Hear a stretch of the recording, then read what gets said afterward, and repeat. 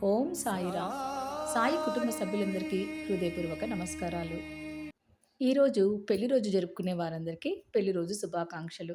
అలాగే పుట్టినరోజు జరుపుకునే వారందరికీ పుట్టినరోజు శుభాకాంక్షలు. మీకు మీ కుటుంబ సభ్యులందరికీ ఆ సాయినాథుని చల్లని ఆశీస్సులు పరిపూర్ణంగా ఉండాలని మనస్ఫూర్తిగా కోరుకుంటున్నాను.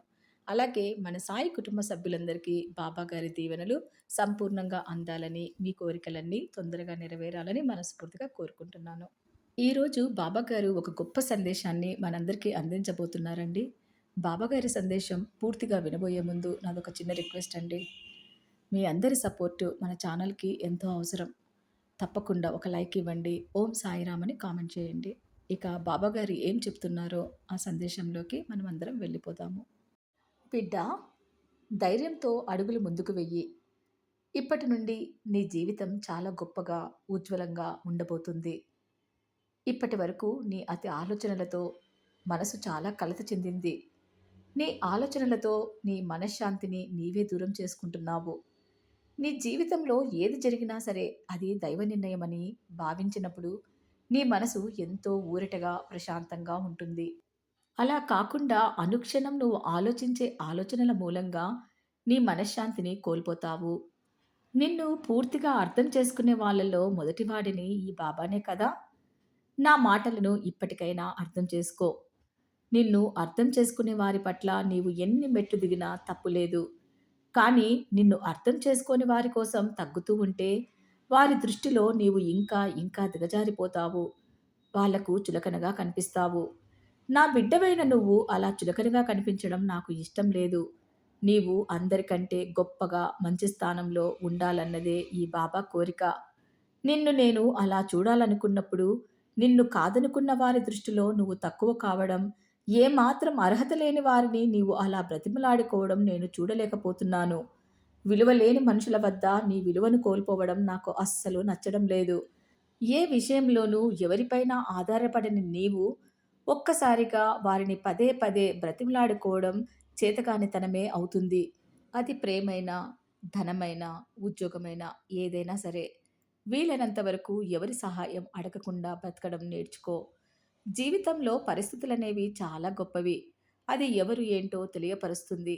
అలాగే నీ సమయం, నీ జీవితం, నీ వ్యక్తిత్వం కూడా చాలా గొప్పవి.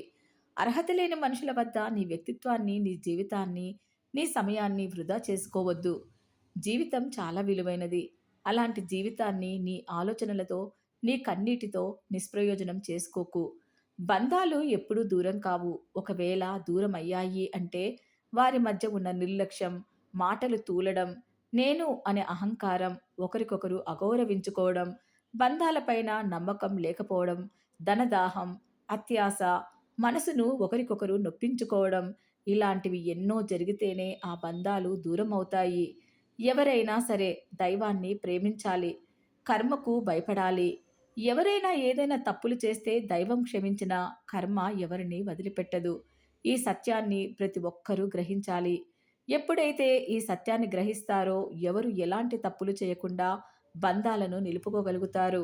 నీవు ప్రతిరోజు నన్ను ఏదైతే కోరుకుంటున్నావో ఆ కోరిక తప్పకుండా నేను నెరవేరుస్తాను. అంతవరకు కాస్తంత ఓపిక, సహనంతో ధైర్యంగా నిలబడాలి.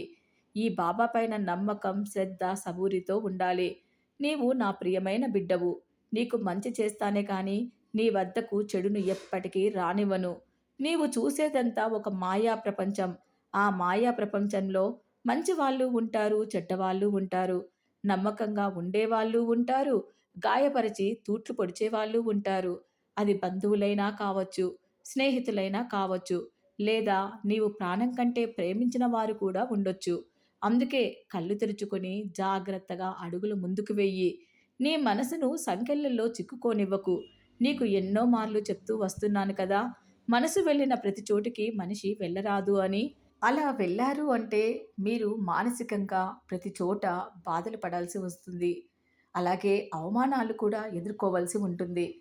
నిన్ను లెక్కపెట్టిన వారి గురించి ఆలోచించక, నీ గతం గురించి పదే పదే జ్ఞాపకం చేసుకోకుండా నీ జీవితానికి ఒక అందమైన పూలబాటను నిర్మించుకో. నీ మనసును నీ ఆధీనంలో పెట్టుకో. నీ ప్రతి అడుగులోనూ నీకు తోడుగా, నీడగా నీ వెంట నేను నడుస్తాను.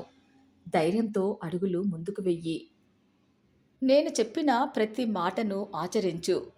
ఈ బాబా నీకు ఎప్పుడూ తోడుగా, నీడగా నీ వెంటే ఉంటాడు. ఇప్పటి నుండి నీ జీవితం అంతా గొప్పగా ఉంటుంది. నీ జీవితం ఉజ్వలంగా ఉంటుంది.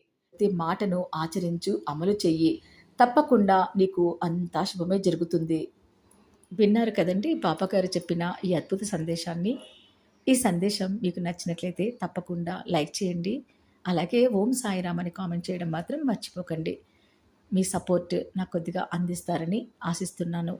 మరొక చక్కటి సాయి సందేశంతో మీ ముందుకు వచ్చి మళ్ళీ కలుస్తాను. అంతవరకు సెలవు. సర్వే జన సుఖినో భవంతు. ఓం సాయిరామ్.